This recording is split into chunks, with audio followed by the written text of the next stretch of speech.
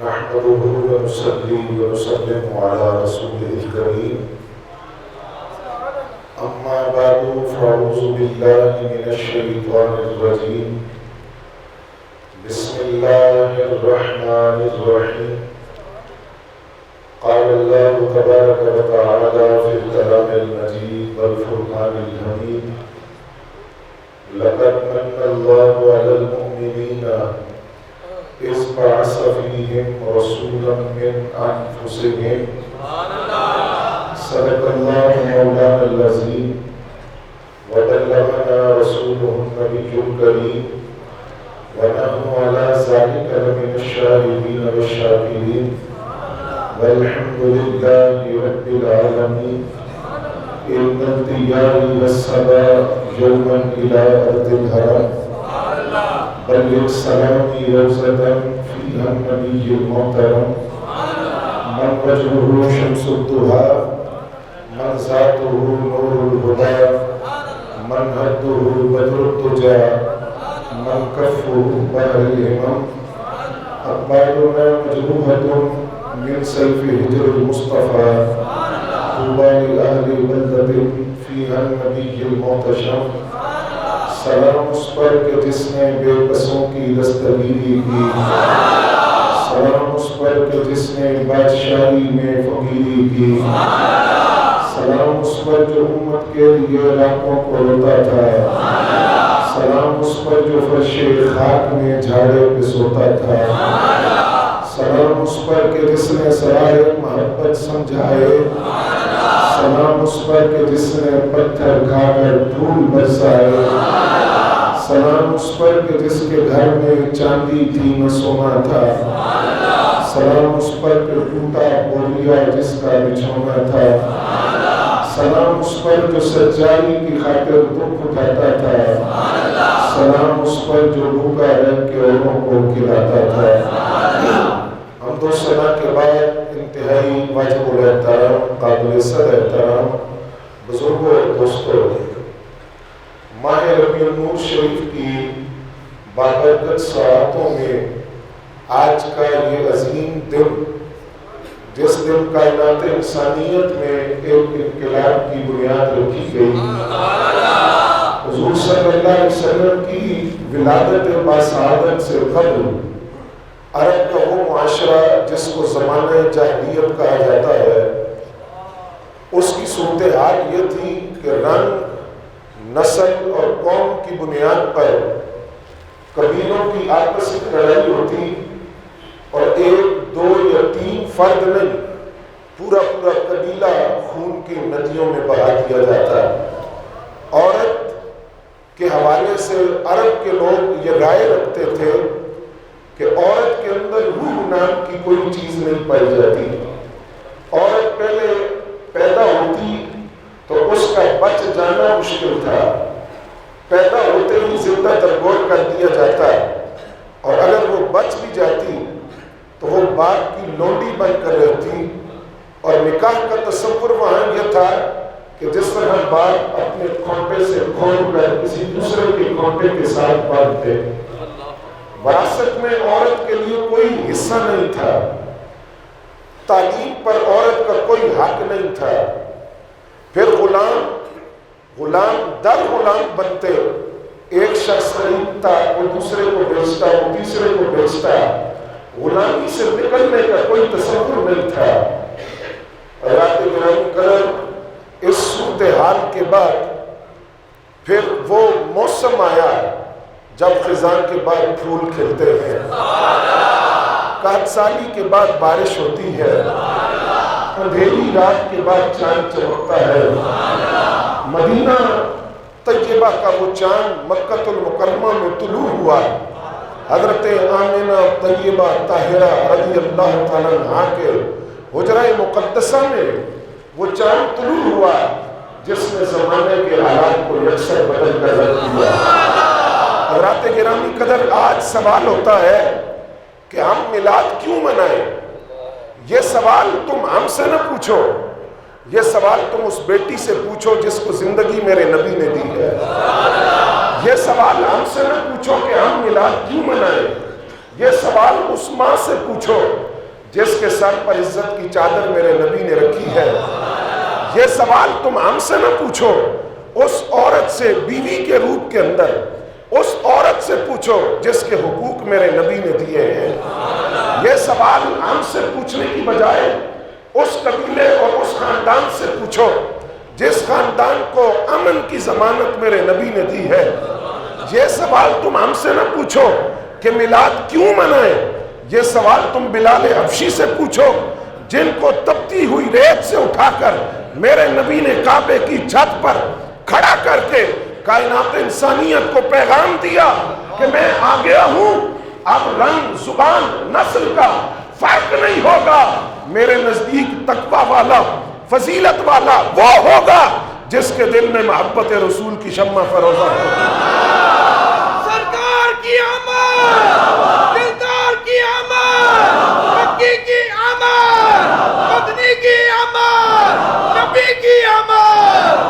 توجہ ہے حضرات آپ کی، حضرات گرامی قدر، بات مختصر کر کے سیدھا میلاد النبی پر آئیں کہ میلاد کب سے ہو رہا ہے، کب تک ہوتا رہے گا۔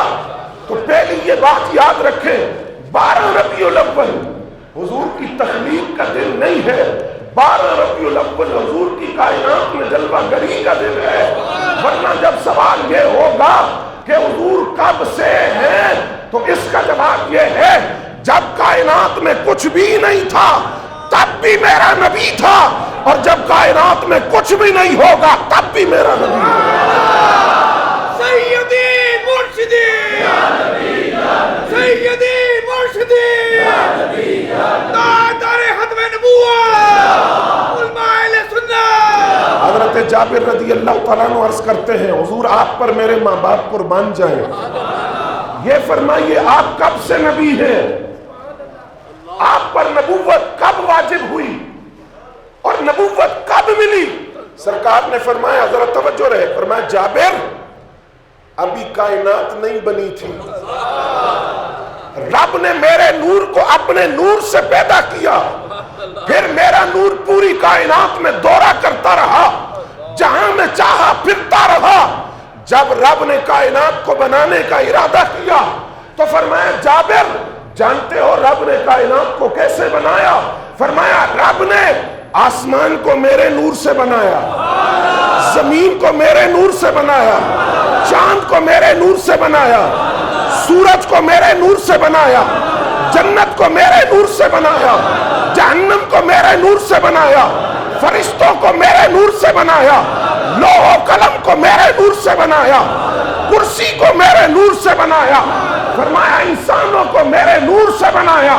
فرمایا جابر میں اس وقت بھی نبی تھا جب نہ آسمان تھا، نہ زمین تھی، نہ جنت تھی، نہ جہنم تھی، نہ عرش تھا، نہ فلک تھا، نہ کرسی تھی، نہ فرشتے تھے۔ جب کچھ بھی نہیں تھا تب بھی آمینہ کا لال تھا، اور جب کچھ بھی نہیں ہوگا تب بھی آمینہ کا لال ہوگا۔ نعرہ تکبیر، نعرہ رسالت، نعرہ رسالت۔ توجہ ہے آپ کی؟ آج میرے گلے تے نہ جانا، پتہ نہیں میں کتنے دن سے نہیں سویا، لیکن یہ اللہ کا کرم ہے کہ میری آواز آپ کو سمجھ آ رہی ہے، یہ ذکر رسول کا صدقہ ہے۔ حضرات گرامی قدر، دوسری حدیث سنیے اور سر دنیے، بڑی ایمان افروز روایت، جبریل آئے، سرکار نے فرمایا جبریل تیری عمر کیا ہے؟ آج ذرا عمر تے دس اپنی عمر کتنی ہے تمہاری؟ کہا حضور میں نہیں جانتا، لیکن اتنی بات میں جانتا ہوں سرکار ابھی کائنات نہیں بنی تھی، تخلیق کائنات ابھی نہیں ہوئی، اس وقت سرکار میں تھا اور میں چوتھے حجاب عظمت پر ایک ستارے کو چمکتا ہوا دیکھتا تھا۔ اس ستارے کی خاصیت یہ تھی وہ ستارہ 70,000 سال بعد ایک مرتبہ طلوع ہوتا تھا۔ اس ستارے کو میں نے چوتھے حجاب عظمت پر چمکتا ہوا دیکھا، اس کی چمک بھی بڑی تھی اور وہ 70,000 سال بعد ایک مرتبہ طلوع ہوتا تھا۔ فرمایا جبریل تو کنی باری تکے ہے؟ کہا حضور میں نے اس ستارے کو 72,000 مرتبہ دیکھا۔ نہیں جانتا، لیکن مجھے اتنی بات یاد ہے کہ اس ستارے کو میں دیکھا کرتا تھا، 70,000 سال بعد وہ طلوع ہوتا تھا، 72,000 مرتبہ میں نے دیکھا ہے۔ میرے نبی کے لبوں پر تبسم آیا، سرکار مسکرا پڑے اور حضور نے مسکرا کر فرمایا یا جبریل وعزت ربی انا ذالک الکوکب، اے جبریل مجھے رب کی عزت کی قسم ہے وہ ستارہ جس کو 70,000 سال بعد ایک مرتبہ طلوع ہوتا تھا تو نے 72,000 مرتبہ دیکھا ہے، مجھے رب کی عزت کی قسم ہے انا ذالک الکوکب، وہ ستارہ میں تھا۔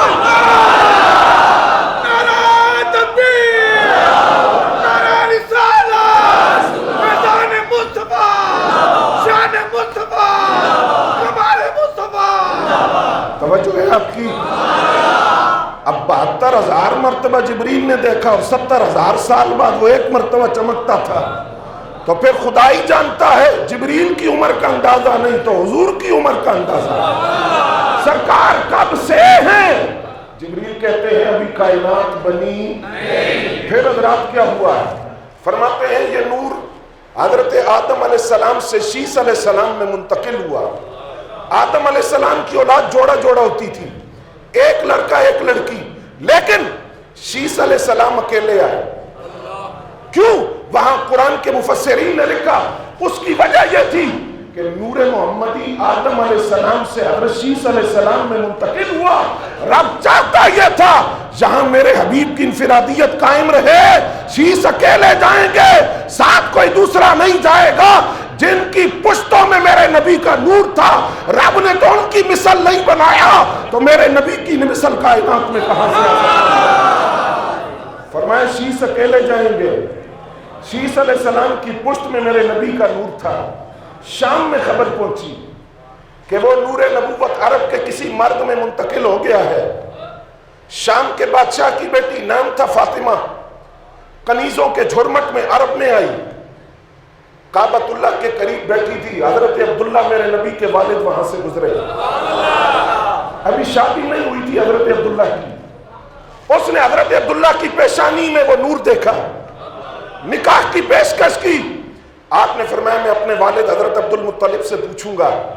حضرت عبد المطلب سے بات کی، حضرت عبد المطلب نے فرمایا عبداللہ میں نے تمہارے لیے بنو زہرہ قبیلے کی آمنہ بنت وہب کو دیکھا ہے، تمہارا نکاح ان سے ہوگا۔ حضرت عبداللہ کا نکاح ہو گیا۔ جب نکاح ہو گیا نور محمدی پشت عبداللہ سے بطن آمنہ میں منتقل ہوا، تو حضرت عبداللہ وہاں سے گزرے، اس عورت نے منہ اٹھا کر نہیں دیکھا۔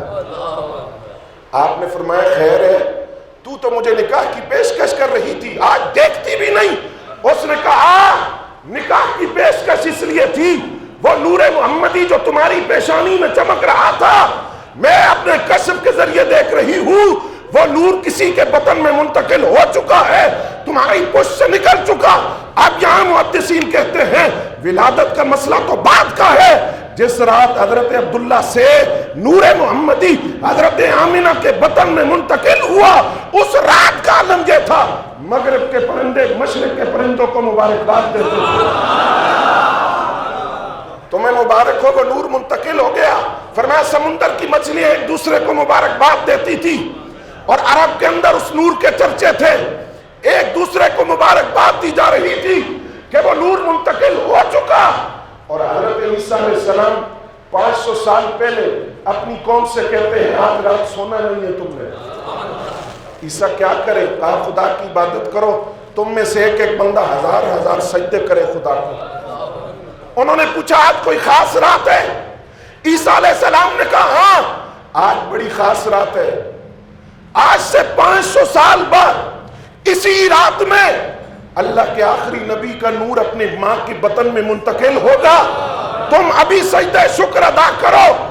تو حواریوں نے کہا عیسیٰ ذرا اس نبی کی شان تو بیان کرو، وہ نبی کیسے ہوں گے؟ حضرت عیسیٰ علیہ السلام نے کہا اس نبی کی شان یہ ہے وہ پنگوڑے میں لیٹے ہوں گے، خدا سے باتیں کریں گے۔ یہ جن کے چہروں پر 12 بجے ہوئے ہیں خوشی کا اظہار چہروں سے بھی کیا کریں۔ یہ جنہوں نے کان پہ ہاتھ رکھے ہیں زیادہ شور پسند نہیں تو باہر چلے جائیں۔ بات سمجھ رہے ہیں آپ میری؟ کہا وہ پنگوڑے گے، خدا سے باتیں کریں گے، اور دوسری بات یہ ہے وہ پنگوڑے میں ہوں گے۔ 14ویں کا چاند بھی آسمان پر ہوگا، آمینہ کا چاند پنگوڑے میں ہوگا، یہ انگلی کا اشارہ کریں گے، 14ویں کا چاند ان کی انگلی کے اشاروں پر رقص کرے گا۔ فرمایا ڈوبا ہوا سورج ان کی انگلی کے اشاروں پر واپس آئے گا، ان کی شان یہ ہے۔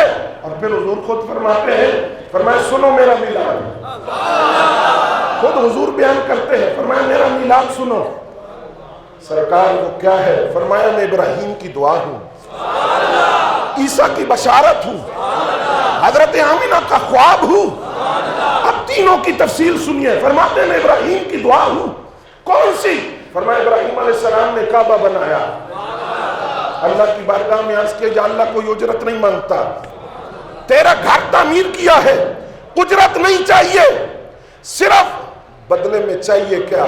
دعا مانگی۔ قرآن بیان کرتا ہے، فرمایا یا اللہ اس کعبۃ اللہ کی تعمیر کے صلے میں تو میری اولاد سے ایسا رسول بھیج جو رسول لوگوں کو کتاب کی تعلیم دے، حکمت کی تعلیم دے، تزکیہ نفس کرے، لوگ اس کی وجہ سے کعبۃ اللہ کی طرف کھچے چلے آئیں۔ سرکار فرماتے ہیں ابراہیم علیہ السلام نے وہ دعا جو کعبے کو تعمیر کر کے مانگی تھی، رب نے اس کو دعا کو قبول کر کے قبولیت میں مجھے کائنات میں بھیجا ہے۔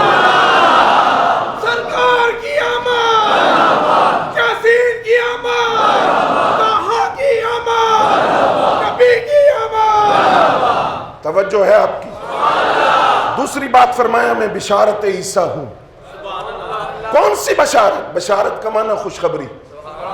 میں بشارت عیسیٰ ہوں، کون سی؟ فرمایا قرآن کہتا ہے عیسیٰ علیہ السلام نے اپنے حواریوں سے کہا وَمُبَشِّرًا بِرَسُولٍ يَأْتِي مِن بَعْدِي اسْمُهُ احمد۔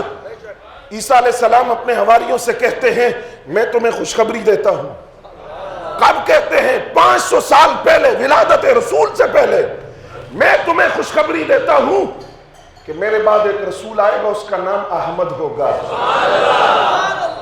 اب حواری آگے سے پوچھتے ہیں آپ تو خود اللہ کے پیغمبر ہیں، آپ خوشخبریاں سنا رہے ہیں تو وہ کوئی بڑی شانوں والا ہے، بڑی رفتوں والا ہے، بڑے مقام والا ہے؟ فرانس کے کتے کان کھول کر سن عیسیٰ علیہ السلام کا جواب۔ عیسیٰ علیہ السلام نے کیا کہا؟ آپ نے فرمایا ہاں وہ اتنی شان والا ہے، جب وہ نبی آئے گا اگر مجھے اس نبی کے نالین کے تسمے کھولنے کی اجازت مل گئی، میرے لیے اس سے بڑا اعزاز کوئی نہیں ہوگا۔ ہم اپنے نبی کے، ہم سونے نبی کے، ہم پیارے نبی کے، عظمت مصطفیٰ۔ توجہ ہے آپ کی؟ اب 1000 سال پہلے یمن کا بادشاہ طبہ ہمجری مدینہ طیبہ آتا ہے، 400 علماء ساتھ ہیں یہود کے۔ فرانس کے کتے یہ بھی سن، یہود کے 400 علماء ساتھ ہیں۔ یمن کا بادشاہ طبہ ہمجری حضور کی ولادت سے 1000 سال پہلے، کتنا؟ سارے بولو، 1000 سال پہلے مدینہ آیا۔ اس کے جو علماء ساتھ آئے تھے انہوں نے کہا ہماری مقدس کتابوں کے مطابق اللہ کا جو آخری نبی ہجرت کر کے آئے گا وہ یہ شہر ہے، یہ شہر ہے جس کو یثرب کہا جاتا تھا، جس کو سرکار نے مدینہ بنایا، یہاں آئیں گے۔ تو وہ 400 علماء کو لے کر مدینے کی گلیوں میں پھرا، شہر مقدس کی دیواروں کو چومتا تھا جہاں اللہ کے آخری نبی آئیں گے۔ 400 گھر بنوائے اس نے، جھٹلاؤ اس حدیث کو، 400 گھر بنوائے علماء کے لیے، ایک ایک کنیز دی، اپنا گھر بنایا، ساتھ ایک گھر بنا کر اس کو تالا لگا دیا۔ پوچھا یہ کس کا ہے؟ فرمایا وہ نبی جو آئیں گے ان کی یہ بنایا۔ 1000 سال پہلے 400 علماء کا گھر خود یمن کی بادشاہ چھوڑ کر مدینہ آ گیا، اور روز علماء سے کہتا تھا بتاؤ تو صحیح وہ نبی کب آئیں گے، میں ان کی زیارت کروں گا، مجھے ان کے دیدار کا شوق ہے۔ پھر اس نے خط لکھا اور اس نے علماء سے کہا تم جہاں انتظار کرو اس نبی کا، یہ میرا خط ہے، یہ خط اس نبی تک تم نے پہنچانا ہے، اور اس خط کے اندر جو میں نے لکھا ہے وہ پڑھیں گے، اگر وہ میری زندگی میں آئے تو یہ خط میں خود ان کی خدمت میں پیش کروں گا۔ حضرات گرامی قدر، 400 علماء سرکار کے انتظار میں 1000 سال پہلے مدینہ طیبہ میں موجود رہے، یہاں تک کہ زمانہ گزرتا گیا وہ مکان جو حضور کے لیے بنوایا تھا وہ مدینہ طیبہ میں موجود تھا۔ سرکار ہجرت کر کے آئے تو ہر قبیلے کا سردار کہتا تھا حضور میرے غریب خانے میں قدم رکھے، فرمایا نہ میری اونٹنی معمور من اللہ ہے، میں خود اپنی سواری کو نہیں روکوں گا، میری سواری جہاں خدا چاہے گا وہاں رکے گی۔ وہ سواری جا کر رکی حضرت ابو ایوب انصاری کے سامنے، حضرت ابو ایوب انصاری رضی اللہ تعالیٰ عنہ کے گھر کے سامنے جا کر رکی، فرمایا رب کی مرضی یہ ہے میں یہاں ٹھہروں۔ بنو نجار قبیلہ تھا، سرکار تشریف لے گئے اور حضرت ابو ایوب انصاری نے کہا حضور ایک خط ہے جو نسل در نسل 1000 سال سے چلتا رہا ہے، حضور وہ خط آپ کو سنانا ہے۔ سرکار نے وہ خط منگوایا، اس کو کھولا گیا، یمن کے بادشاہ تبا انجری کا خط تھا، کھولا، فرمایا پڑھو کیا لکھا ہے۔ اس میں اس نے لکھا اے نبی میں نہیں جانتا آپ کب تشریف لائیں گے، لیکن میں آپ کی نبوت پر ایمان لاتا ہوں اور خدا کی قسم مجھے شوق تھا میں آپ کا دیدار کرتا، میں آپ کے چہرے کو دیکھتا، میں آپ کی زیارت کرتا، میں آپ کے انتظار میں یہاں مدینہ میں رہا، لیکن میرے نصیب میں نہیں تھا۔ اب جب یہ میرا خط آپ کو پہنچے، آپ اعلان نبوت کر چکے ہوں گے، میں آپ پر ایمان لاتا ہوں، کل قیامت کے دن آپ میری شفاعت کرنا، میری سفارش کرنا۔ صحابہ کہتے ہیں نبی کی آنکھوں میں آنسو تھے، حضور رو رہے تھے، فرمایا 1000 سال پہلے یمن کا بادشاہ تبا انجری ایمان لے آیا، خط لکھ گیا۔ پھر سرکار نے فرمایا ابو ایوب وہ گھر کہاں ہے جو میرے لیے بنوایا تھا؟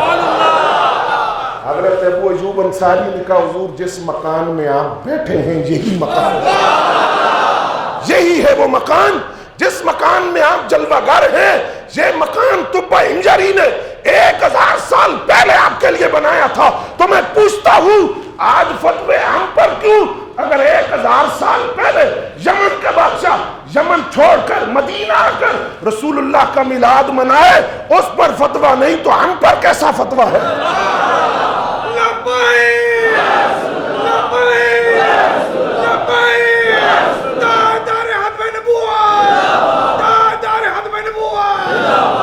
توجہ ہے آپ کی؟ حضرت آمینہ طیبہ طاہرہ رضی اللہ تعالیٰ عنہ فرماتی ہیں جس سال سرکار تشریف لائے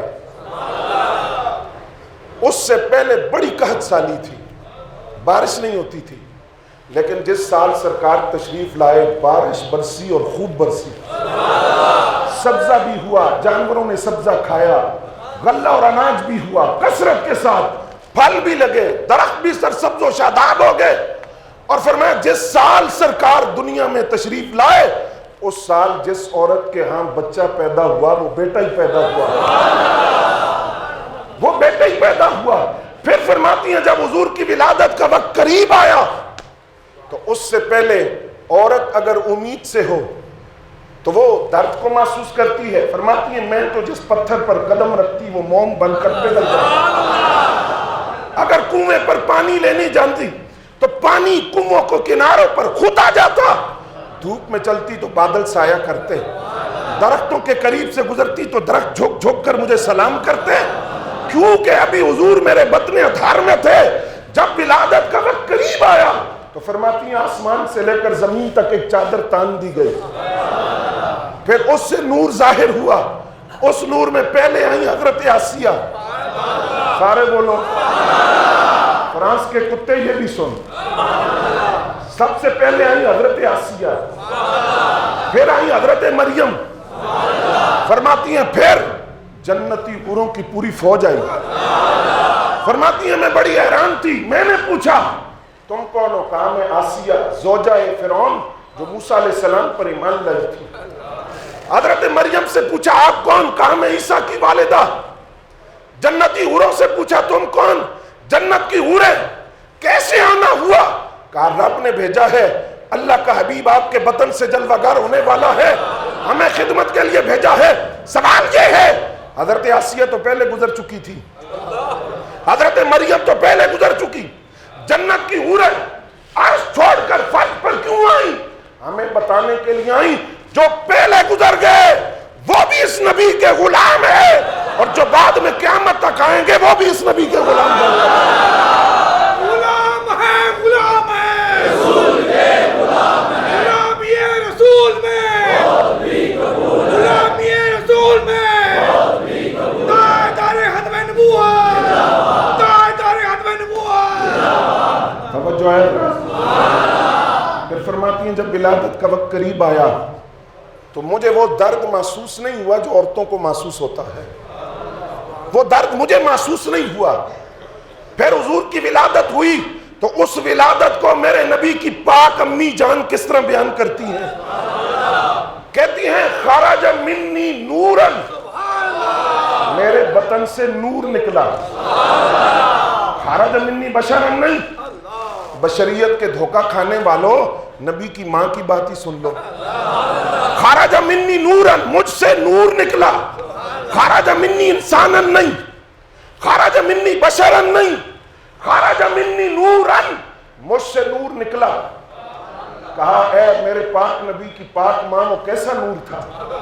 فرماتی ہے ایسا نور تھا، اس نور کی روشنی کے اندر میں نے مکہ میں بیٹھ کر شام کے محلات کو دیکھا، شام کے محلات کو دیکھا۔ سوال آپ سے ہے کس نے دیکھا؟ سارے مل کر بولو۔ ادب کے ساتھ نگاہیں جھکا کر میرے پاک نبی کی ماں کا نام لو ذرا۔ حضرت آمنہ طیبہ طاہرہ نے وہ نور دیکھا، اور اس نور کی روشنی میں شام کے محلات کو دیکھا۔ یہ نبی نہیں، نبی کی ماں ہے۔ اگر نبی کی ماں کی نگاہ کا عالم یہ ہے، خود رسول اللہ کی نگاہ کا عالم کیا ہوگا؟ بتی بتی بول بول یا رسول، یا بتی بتی بول بول یا رسول، شان مصطفیٰ، فضان مصطفیٰ۔ جب سرکار کی ولادت ہوئی تو محلے کی خواتین آتی ہیں، مبارکباد بھی دیتی ہیں، بچے کو بھی دیکھتی ہیں۔ تو سب سے پہلے آئیں حضرت صفیہ، میرے نبی کی پھپھی جان، آواز آئیں نا۔ وہ فرماتی ہیں نیچے تھا سفید کپڑا اور سرکار لپٹے ہوئے تھے سبز کپڑے میں۔ کہتی ہیں ایک عجیب ہی منظر تھا، اس لیے تو ہم کہتے ہیں پاکستان رسول اللہ کا فیضان ہے۔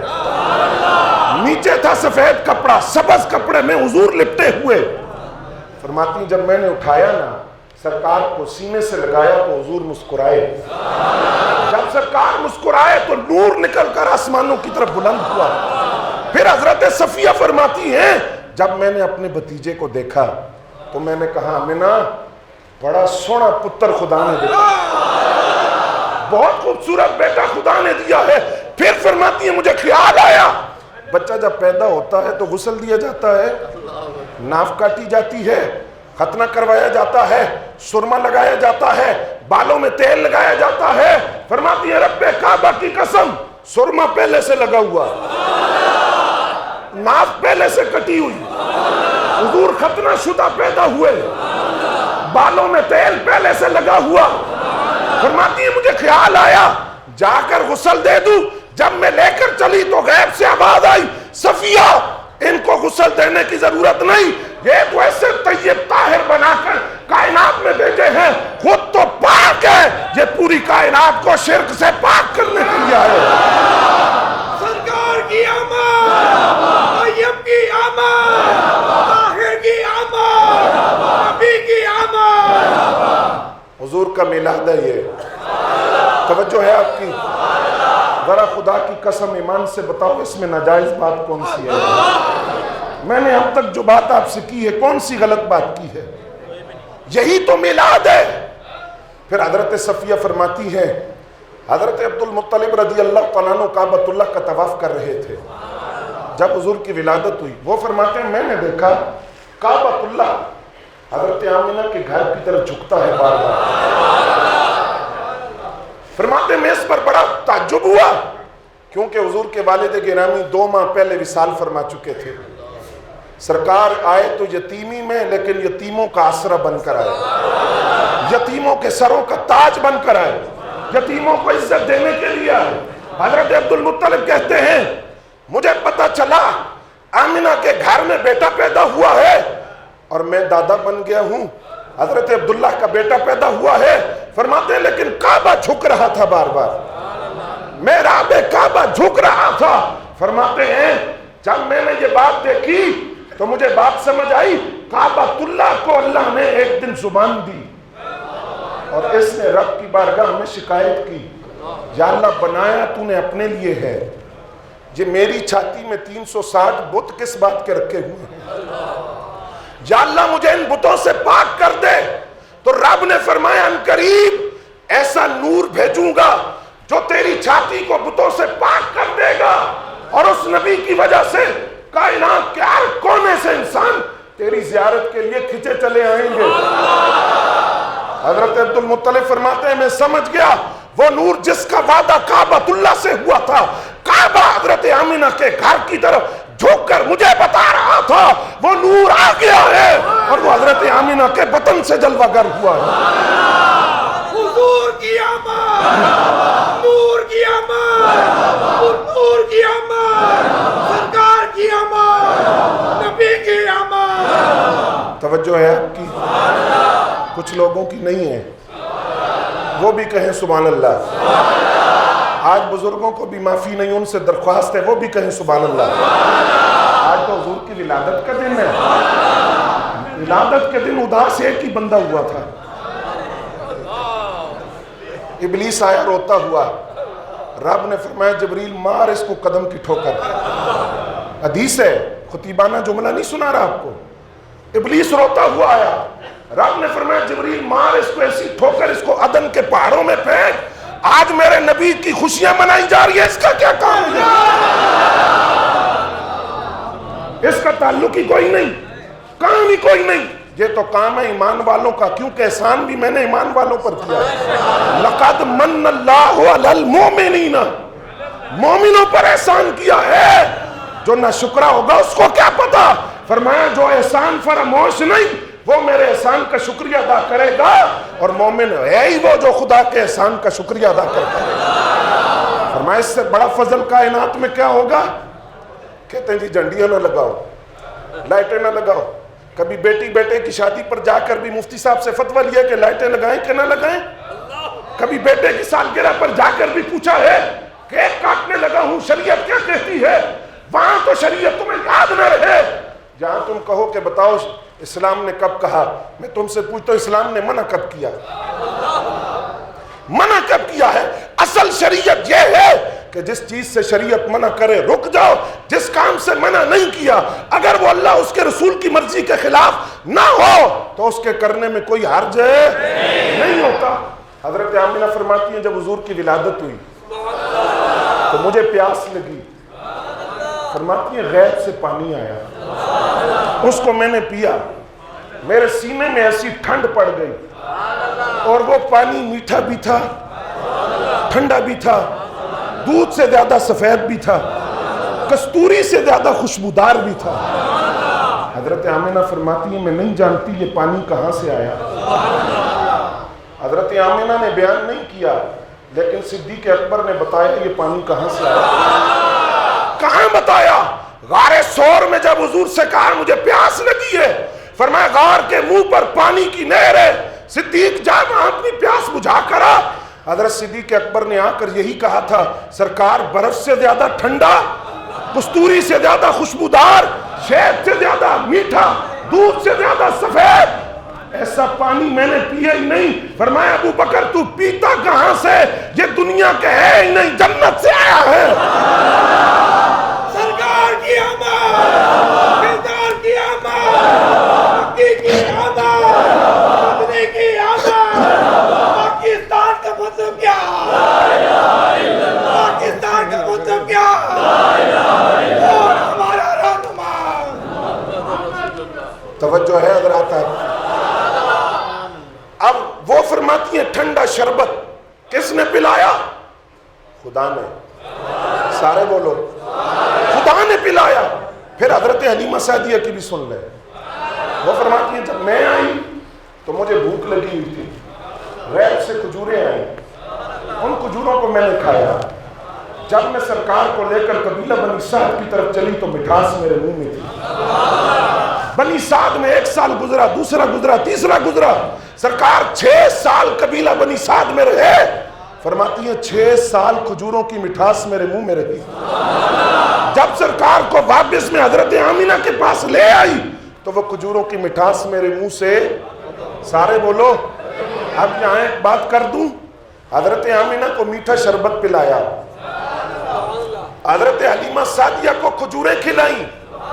تو میں یہ بات کہہ دوں، اگر آپ اجازت دے، مبالغہ آرائی نہیں، حضور کی ولادت پر منہ میٹھا کروانا یہ خدا کی سنت ہے.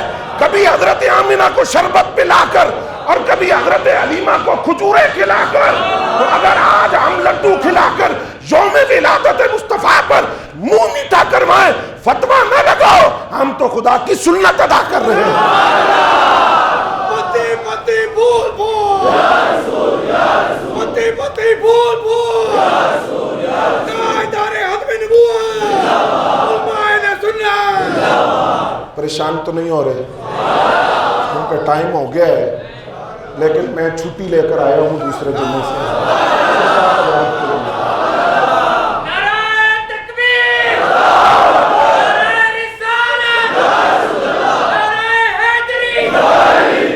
میں آپ سے یہ وضاحت بھی کر دوں، آپ رات سوچتے ہوں گے یہ جلدی نکل جاتا ہے. میرے والد گرامی بیمار ہیں اور ان کا چونکہ حکم ہے اور میں ٹال نہیں سکتا، میں اس لیے ان کی جگہ جا کر جمعہ پڑھاتا ہوں دوسرا.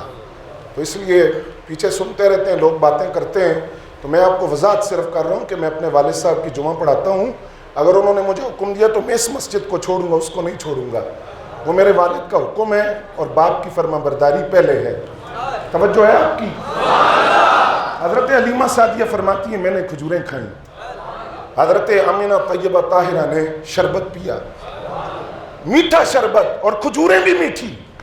پھر دوسری بات، ابو لہب بیٹھا تھا، لونڈی سویبہ بھاگتی ہوئی آئی، کہا مبارک ہو، اس بات کی بھتیجا ہوا ہے؟ اس نے کہا جا تو آزاد ہے، جا تو آزاد ہے. خوشی تھی بھتیجے کی، آزاد ہے. اب مر گیا ابو لہب کفر کی حالت میں، اور اتنا سخت کافر تھا کہ قرآن کہتا ہے ہاتھ ٹوٹ جائیں ابو لہب کے، اتنا سخت کافر تھا. لیکن حضرت عباس کہتے ہیں میں نے اس کو خواب میں دیکھا، میں نے اس کے پوچھا سنا کی بنے ہیں؟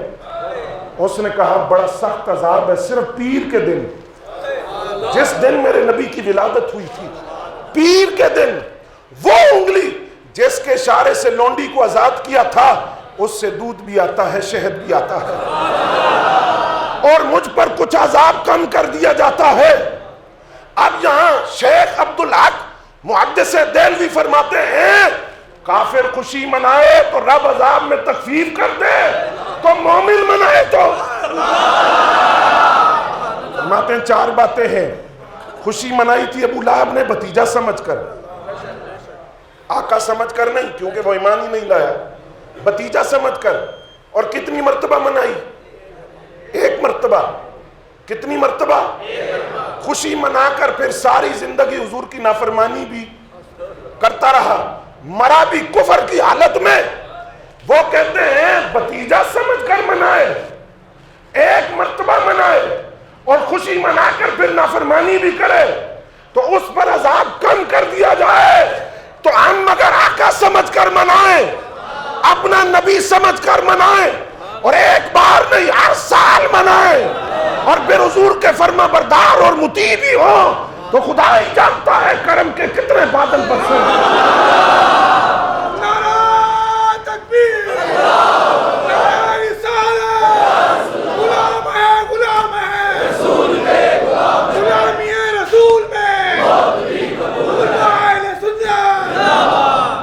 آپ کی توجہ ہے؟ اب یہاں ایک اور سوال ہے. سوال یہ ہے کہ تم اتباع کرتے ہو کافر کی. ابو لہب تو کافر تھا، تم کافر کو دیکھ کر خوشی مناتے ہو کہ چونکہ ابو لہب نے منائی تھی تو اس لیے تم بھی منا رہے ہو. ہم کہتے ہیں عقل کے اندھے، ہم یہ نہیں دیکھتے کس نے منائی تھی. توجہ ہے؟ ہم یہ نہیں دیکھتے کس نے منائی تھی، ہم یہ دیکھ رہے ہیں انعام کون دے رہا ہے اور کس بات پر دے رہا ہے۔ جس نے منائی تھی وہ جہنم میں جائے، ہم تو صرف یہ دیکھتے ہیں انعام خدا نے دیا، میلاد رسول کی خوشی پر دیا۔ تو اگر ایک کافر کو رب عذاب میں تخفیف کر سکتا ہے تو بندہ مومن منائے تو خدا انعام کیوں نہیں دے گا؟ پھر یہ بھی کہتے ہیں کہ جی حضرت عباس نے تو خواب دیکھا تھا، تو سوال یہ ہے کہ اذان کیسے شروع ہوئی تھی؟ یہ بھی تو خواب ہی تھا۔ ایک صحابی نے خواب دیکھا اور آ کر حضور کی خدمت میں عرض کیا میں نے خواب دیکھا ہے، فرمایا جو دیکھا ہے پڑھتے جاؤ یہی اذان ہے۔ تو وہ بھی تو خواب تھا۔ تو پتہ چلا اگر وہ کافر ہو کر خوشی منائے اور ہم مسلمان ہو کر منائیں تو رب کرم کے کتنے چھیٹے اور بادل برسائے۔ اگلی بات حضرات سنیے، کہتے تم توحید کی بات نہیں کرتے، میلاد کیا ہے؟ توجہ فرمائیے آپ نے، دیدہ ایک اور کو کیا نظر آئے کیا دیکھے، خدا جب عقل ہی چھین لے تو کیا نظر آئے گا؟ میلاد ہے کیا؟ یہ عقیدہ توحید کا اعلان نہیں۔ اب وہ آپ پوچھیں گے کیسے میلاد حضور کا اور خدا کی توحید کا اعلان کیسے؟ حضرات ذرا سنیے، ہمارے نبی یاسین بھی ہیں، طٰہٰ بھی ہیں، مزمل بھی ہیں، مبشر بھی ہیں، مدثر بھی ہیں، فرقان بھی ہیں، نذیر بھی ہیں، بشیر بھی ہیں، سراجا منیرہ بھی ہیں، برہان بھی ہیں، روح کائنات بھی ہیں، جان کائنات بھی ہیں، مرکز کائنات بھی ہیں، حیات کائنات بھی ہیں، نقطہ کائنات بھی ہیں، وجہ تخلیق کائنات بھی ہیں، باعث تخلیق کائنات بھی ہیں، شفیع المذنبین بھی ہیں، آقا کائنات بھی ہیں، فخر موجودات بھی ہیں، خاتم النبیین بھی ہیں، احمد مجتبیٰ بھی ہیں، محمد مصطفیٰ بھی ہیں۔ ہم میلاد منا کر تمہیں بتاتے ہیں اتنی شانوں کے باوجود وہ خدا نہیں ہے۔ جن کو سمجھ آئیے وہ بولو۔ میلاد منا کر ہم تمہیں بتاتے ہیں رب نے بڑی شانیں دی ہمارے نبی کو، اتنی شانوں کے باوجود وہ خدا نہیں ہے، کیونکہ جو خدا ہے وہ پیدا نہیں ہوا، جو پیدا ہوا ہے وہ خدا نہیں۔ تو ہم تمہیں بتاتے ہیں حضور پیدا ہوئے تھے، ولادت کا جشن منا کر عقیدہ توحید کا اعلان کرتے ہیں، اتنی شانوں کے باوجود ہمارا نبی خدا نہیں، لیکن بعد از خدا بزرگ تو ہی، قصہ مختصر، خدا کے بعد اگر کائنات میں کوئی بڑا ہے تو وہ میرا نبی ہے۔ متی بول بول یا رسول، یا متی بول بول یا رسول، فضان مصطفیٰ، مقام مصطفیٰ۔ حضرات توجہ ہے، گال مقامہ یا جاری رکھا ہے۔ حضرات گرامی قدر، دوسری بات بھی سنیے، اتنی شان خدا نے دی۔ آج میلاد پر سب سے بڑا اعتراض کیا ہے؟ توجہ ہے، کہتے ہیں جی سنی مبالغہ بڑا کرتے ہیں، شان کچھ اور ہے، بیان کچھ اور کرتے ہیں، بیان کرتے کرتے حد سے باہر نکل جاتے ہیں۔ یار کوئی بندہ پٹوڑے تقسیم کرتا ہے تو یہ مبالغہ ہو گیا ہے، کوئی کیک کاٹ رہا ہے تو یہ مبالغہ ہے، کوئی جھنڈیاں لگا رہا ہے تو مبالغہ ہے۔ میں نے جو بات بیان کی ہے، ایک بات قرآن اور حدیث سے باہر نکال کر دکھا۔ کہا سنی مبالغہ بڑا کرتے ہیں، تو ہم نے کہا چلو تم بتاؤ کیا کریں؟ کہا حد میں رہ کر حضور کی شان بیان کرو۔ میں نے کہا ہے کوئی مائی کا لال جو حضور کی شان کی حد بتا سکے؟ تم نے تو وہی بات کی جو فرانس والوں نے کی ہے کوئی مائی کا لال کائنات میں جو یہ بتا سکے کہ حضور کے مقام کی یہ حد ہے؟ اگر جبریل سدرہ پر جا کر کہے میں آگے نہیں جا سکتا، آپ جائیں گے۔ اگر جبریل مقام مصطفیٰ کی ابتدا جانے تو انتہا کون جانتا ہے؟ وہ صرف خدا جانتا ہے۔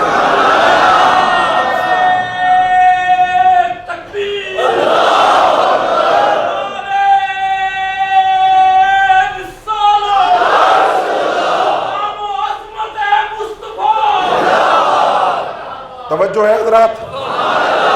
آئیے بایزید بستامی سے پوچھتے ہیں، آپ بتائیے حضور کا مقام کیا ہے؟ فرمایا پوچھنے والے پہلے تو اتنی بات یاد رکھ، جہاں حضور کے مقام عزت عظمت کی بات آئے عقل کے گھوڑے نہ دوڑانا. کیوں کہا عقل قربہ کن بپیش مصطفیٰ. جہاں حضور کی عظمت کی بات ہے عقل نکال حضور کے قدموں میں رکھ دے. وہاں عقل کے گھوڑے نہیں دوڑانے کہ یہ شان ہے اور یہ نہیں وہ نہیں. فرمایا سن میں بتاتا ہوں تجھے. اور بایزید وہ ہیں جس کی قبر پر داتا علی اجویری سوالی بن کر جائیں. داتا صاحب فرماتے ہیں میں جس کی قبر پر جا کر مشکلوں کا حل جس کے توسل سے مانگتا تھا اس کو بایزید بستامی کہتے ہیں. وہ فرماتے ہیں سنو میں تمہیں بتاتا ہوں مقام مصطفیٰ کیا ہے. عام بندہ اس سے اوپر ہے مومن. مومن کے مقام جہاں ختم ہوتا ہے وہاں سے نام شروع ہوتا ہے. سبحان اللہ کی آواز آتی رہے.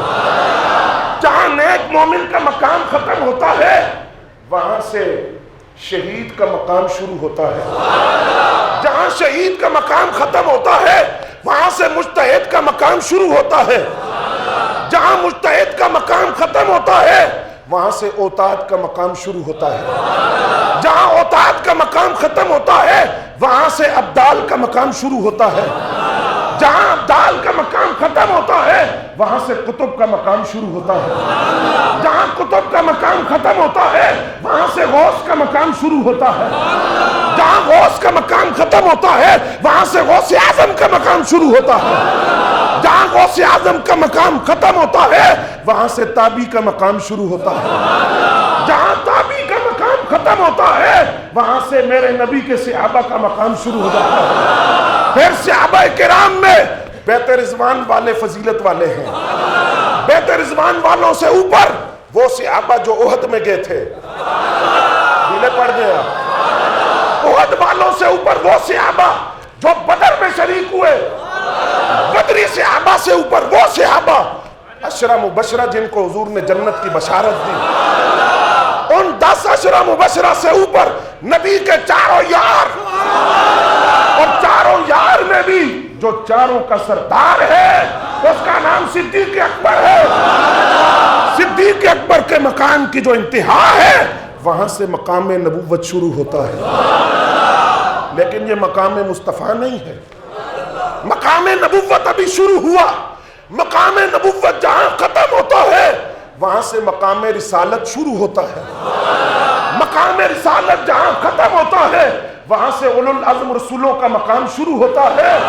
اولو العزم رسولوں کا مقام جہاں ختم ہوتا ہے وہاں سے آمنہ کے لال کا مقام شروع ہوتا ہے.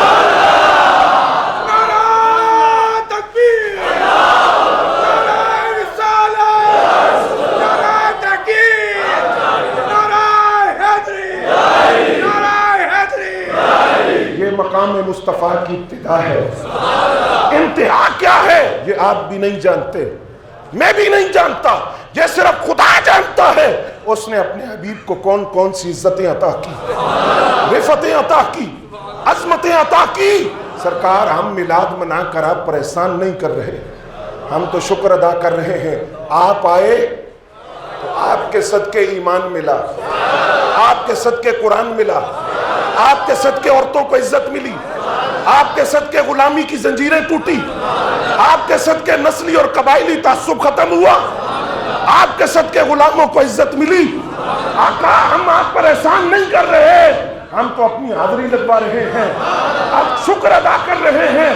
رب نے کتنا بڑا فضل عظیم اور اتنا بڑا احسان ہمیں عطا کیا. فرانس کے کتوں تمہیں سمجھ نہیں آئی, تمہیں سمجھ, تم چیک کرتے ہو بار بار, ہمیں چیک کرتے ہو کہ ہم غافل ہو گئے ہیں, حضور کی عزت اور عظمت اور ناموس کو بھول گئے ہیں. یاد رکھو ہم اپنی اولاد کو بھول سکتے ہیں, اپنی ترجیحات کو بھول سکتے ہیں, اپنے معاملات کو بھول سکتے ہیں.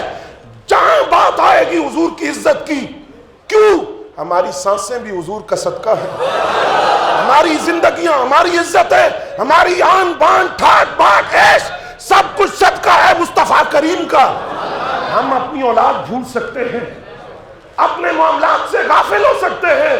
جہاں حضور کی عزت کی بات آئے گی ہماری اولادیں بھی قربان ہیں, ہماری گردنیں بھی قربان ہیں, ہم اپنے نبی کے ہم اپنے نبی کے ہم پیارے نبی کے ہم سونے نبی کے ہم مکی نبی کے ہم مدنی نبی کے غلامی رسول میں غلامی رسول میں نعرہ رسالت نعرہ رسالت نعرہ رسالت